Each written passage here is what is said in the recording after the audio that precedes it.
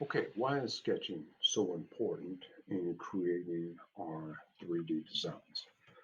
Sketching is the foundation of our profile or our 3D feature. On the screen, I have a sketch that provides a particular shape. I've got that I'm hovering over that enclosed shape. Enclosed, what does that mean? Enclosed means that the shape has no openings. Okay, the design is closed all the way around it. So there's an enclosed section on the inside, and then the section between the two lines is also an enclosed shape. Notice these lines out here, these dimensions, they've got arrows on them, and the lines that are going to the markers of what they measure, these sketch dimensions, those are not part of your design. Okay, they're informational. These solid lines without the arrows on them are the design.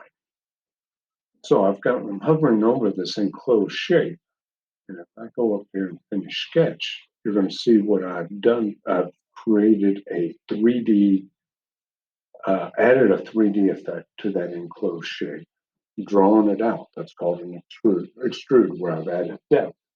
And I've been able to use this profile to create a 3D object.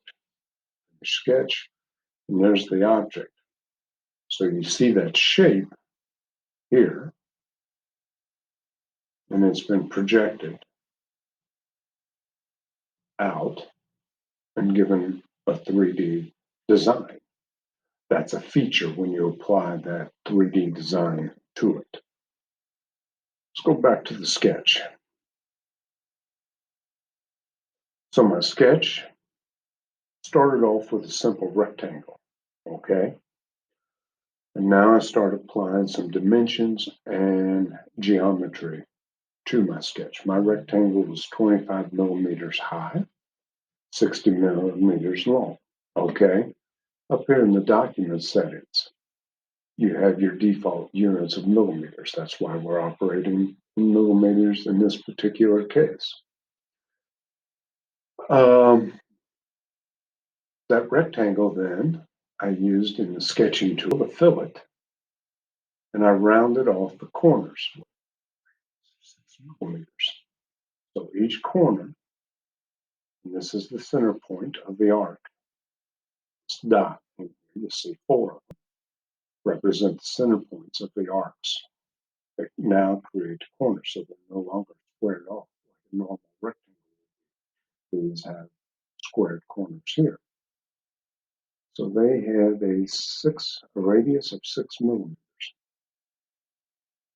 Now, there's been a rectangle created here that was actually enclosed, okay, that is 10 millimeters, comes down 10 millimeters and over 5 millimeters. All right, and then this line was trimmed away using a trim tool. So this line segment right here was on both sides were removed, opening this section so it's not part of the enclosed shape. Now, these two rectangles were not automatically drawn 20 millimeters from the edge, from the outer edges here of the larger rectangle. We use the sketch dimension tool to position this side of the rectangle to this side of the rectangle 20 millimeters, and that was done on both sides. The sketch dimension tool allows us to position um, however far we need to create a distance, space between objects. We'll use this tool a lot throughout the class. So now, this is what I'm talking about. Is all drawing this outer shape. Okay, I cut these two lines out, so I've got these two grooves in place. I positioned the grooves. from the edges, and I had this out of shape. I'm able to use the offset tool now to create a mirror of my out of shape 2 millimeters in from that shape. Okay. And once I have all my sketch dimensions created, then I finished my sketch, and I applied my 3D feature. The 3D feature is tied to the sketch. It's geometry, dimensions, and constraints. If I go back into the sketch and edit, my feature will change. Let's say I want to change the height of my shape to 15 millimeters instead of the 25. Now notice I have an enclosed shape. My gap between the bottom and the top has significantly decreased.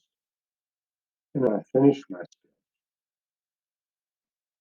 My 3D feature changed right along with the changes I made to my sketch. They are tied together. It is a progressive design. It didn't come back in and it changes. And we'll get into what's called parametric design later, where you create a base design, and we'll do this later. But we create a base design. We're able to set variables for all of our dimensions and calculations. We use formulas. And we can change the number of top pins, the number in a row, and the number of rows that will be on the surface of the brick, and it will completely alter the design of the brick, changing the variables, including height. If we change that, the number of pins on the bottom, length of brick, so forth and so on. That is what we call parametric design. It leads us into design intent. When you start out a project and you start drawing, you have an intent in mind. You are working towards something specific. Okay. Everything you do in the sketch has an intent and it's transferred over to the features you apply and the shapes. I'm going to open a new canvas and we'll go through a little design real quick. Just a simple example. Start a sketch from scratch. All right. Now, start sketch. I'm in my design view. I'm going to solid here. Create sketch. Now, when I'm sketching, I have the option of sketching on planes. Okay. This is a Y up, X, Y, Z axis. You'll notice it corresponds up here in the view cube. X, Y, Z. The view cube gives you the orientation. Y being the top, this being the top, right side, front. If I want to sketch on the top bottom view, I will select the XZ axis, front and back, right or left. Okay. I can also sketch. Now, this isn't going to show, but I can also create. We'll get into that in a second. All right. So I'm going to create a sketch on my bottom view. I'm going to create a polygon and circumscribe polygon. Always a good practice to start your sketching and your design from the origin. Click, and I'm going to drag this up. Yeah, that's right. Okay, notice it escaped it out of the tool. I do not have a sketch dimension. I did not type in my sketch dimension as I was creating my polygon. Let's undo that. Again, create polygon, circumscribe, go up, type in 25. Notice I get a sketch. Always good. This is constraining your design. Always good to have to type in your dimension. I can't change this by simply dragging. Where if I didn't have these dimensions, I could drag it around and change my size of the polygon. I double click on the number, type in the value, and that displays intent. All right, I'm going to finish sketch, and I'm going to extrude my shape. Now extrude it 15 millimeters. Yeah, that's good. Hit enter. Okay. Now I'm going to create a sketch. You can go create sketch right here, or just hit the icon at the top. I'm going to select the face, this top face of the item I just created instead of a point.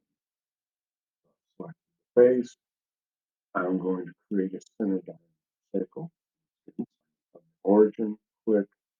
I'm going to drag it out. Oh, that looks about right, 30 millimeters. Type in 30. Now, that's not good design intent, is it? I should have had a plan already. So, but I have a circle now in the midst of my polygon. I'm going to finish sketch, and I am going to extrude this circle. Hit my extrude. You can also hit the keyboard shortcut V. Now I have to select the profile. I didn't have to do that last time because I only had one shape to deal with, so select the top face for me. I'm going to select the center circle, but this time I'm going to drag it down. Notice how it turns red instead of blue. Right? Whoa, it projects a new body or shape. I'm going to go down. My operation changes to cut. Click OK, and I've cut a hole that I could add threads to, for example, to my shape. This is an introduction to sketching. Sketching creates, it's your foundation of your design, your sketching. You can't create accurate profiles, 3D shapes, without your sketching being on target first. That's enough of me talking for now. Like I said, this is the introduction. We'll move on to sketching tutorials from here.